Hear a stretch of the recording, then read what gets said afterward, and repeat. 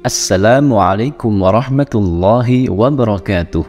Alhamdulillah wassalatu wassalamu ala rasulillah. Sahabat Kalam Turas, ikhwani fillah yang dirahmati Allah, pada kesempatan kali ini kita akan membahas 5 turunan iblis dan tugas mereka dalam tafsir At-Tabari. Kesombongan serta ketidakmauan sujud hormat kepada Nabi Adam alaihissalam, iblis akhirnya dikutuk dan diusir Allah Subhanahu wa ta'ala dari surga ke muka bumi dalam keadaan terhina, sebab tak sepantasnya makhluk yang takabur dan merasa paling baik berada di dalamnya. Sebelum diturunkan, iblis mengajukan penangguhan umur kepada Allah Subhanahu wa ta'ala hingga hari kiamat. Allah Subhanahu wa ta'ala pun mengabulkan permintaannya sebagaimana terekam dalam Al-Quran surat Al-A'raf ayat 15, yang artinya, sesungguhnya engkau termasuk mereka yang diberi tangguh. Selain itu, iblis berjanji kepada Allah Subhanahu wa ta'ala akan menghalang-halangi manusia dari jalan yang lurus, dari arah mana saja dan dengan cara apa saja, sebagaimana ikrar pernyataannya yang dijelaskan di dalam surah Al-A'raf ayat 17, yang artinya, kemudian aku akan mendatangi mereka dari depan, dari belakang mereka, dari arah kanan, dan dari arah kiri mereka. Di dalam retorika Arab, ayat tersebut disampaikan dengan gaya bahasa istifhamul inkari atau pernyataan negatif. Ini memberikan pesan bahwa sesungguhnya manusia sama sekali tidak pantas menjadikan iblis dan keturunannya sebagai aulia, pemimpin, penolong selain Allah Subhanahu wa ta'ala. Alasannya, iblis merupakan musuh nyata mereka, musuh yang terbaik sekalipun tidak ada yang menginginkan pihak lawannya selamat. Demikian halnya dengan iblis terhadap manusia. Namun demikian, manusia seringkali tidak sadar akan tipu dayanya, baik pada saat bermaksiat maupun pada saat beribadah. Yang lebih berbahaya lagi adalah tipu dayanya pada saat mereka beribadah. Karena mereka sedang beribadah, mereka tidak menyadari jika dirinya bisa diselewengkan oleh iblis dan keturunannya dari jalan yang benar.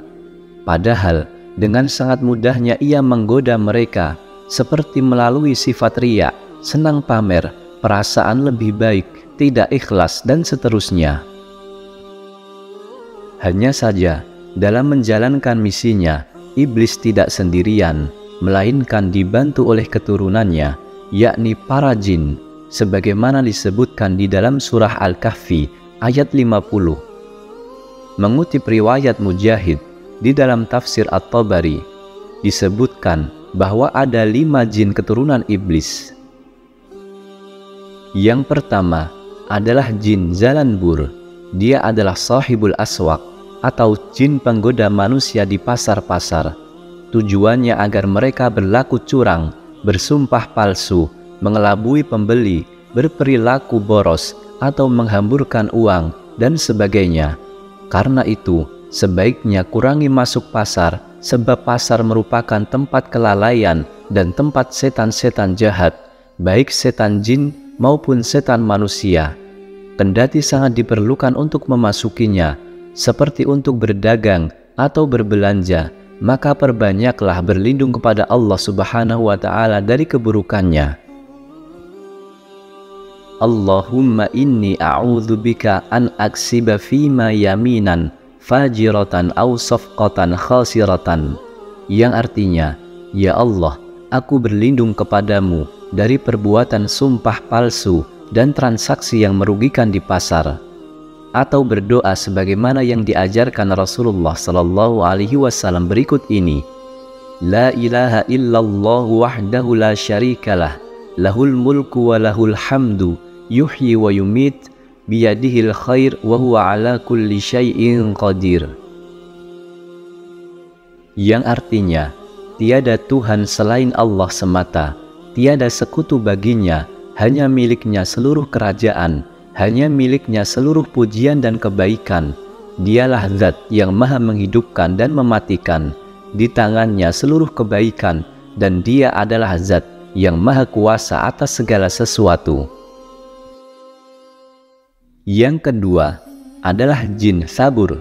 Dia adalah sahibul masaib, atau jin penggoda manusia yang tengah ditimpa musibah. Tujuannya agar manusia yang digoda benci terhadap ketetapan Allah Subhanahu wa Ta'ala, tidak sabar dalam menghadapi ujian, bahkan tak jarang membujuknya untuk mengakhiri hidup atau meminta kematian agar terlepas dari jeratan musibah. Padahal Rasulullah Shallallahu Alaihi Wasallam telah melarang semua itu. Yang dianjurkan saat ujian datang adalah bersabar, mengharap pahalanya dari Allah, dan menyerahkan segala urusan kepada Allah. Sesungguhnya Allah telah memuji orang-orang yang bersabar dan menjanjikan balasan besar bagi mereka. Yang ketiga adalah jin a'war. Dia adalah sahibuz zina, atau jin penggoda manusia berbuat zina.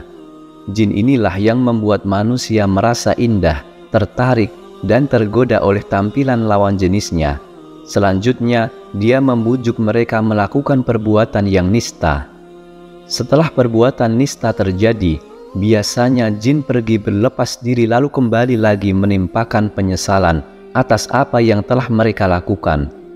Saat itulah dia kembali membujuk agar mereka berani melakukan pembunuhan, baik terhadap perempuan rekan zinanya atau terhadap bayi hasil perzinaan mereka.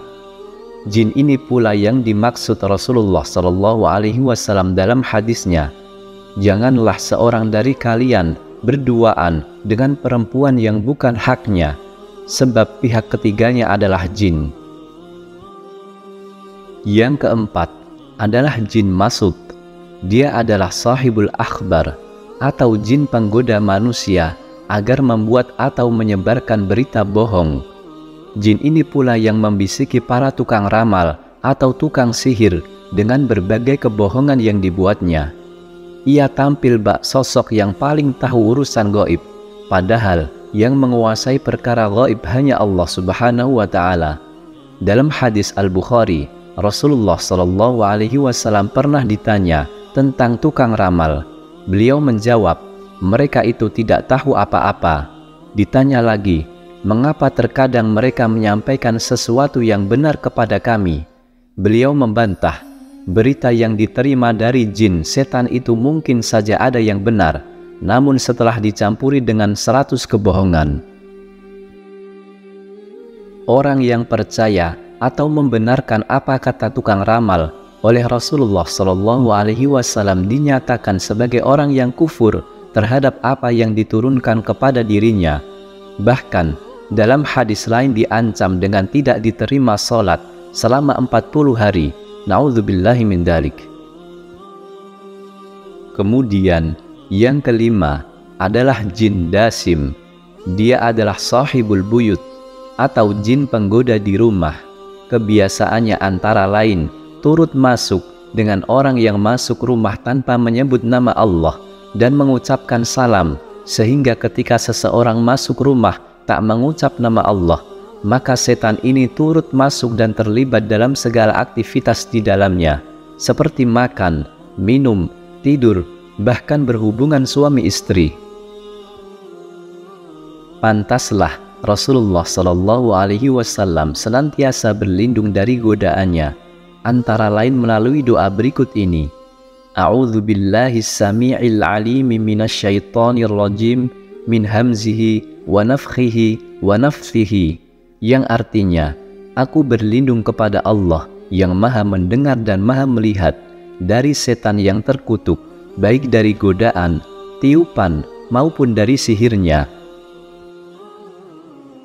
Teman-teman yang dirahmati Allah, demikianlah keturunan iblis dan tipu dayanya, sebagaimana yang disampaikan oleh Mujahid. Semoga uraian ini kian meningkatkan kewaspadaan kita semua dari segala bentuk tipu daya dan godaan setan. Wallahu a'lam. Wassalamualaikum warahmatullahi wabarakatuh.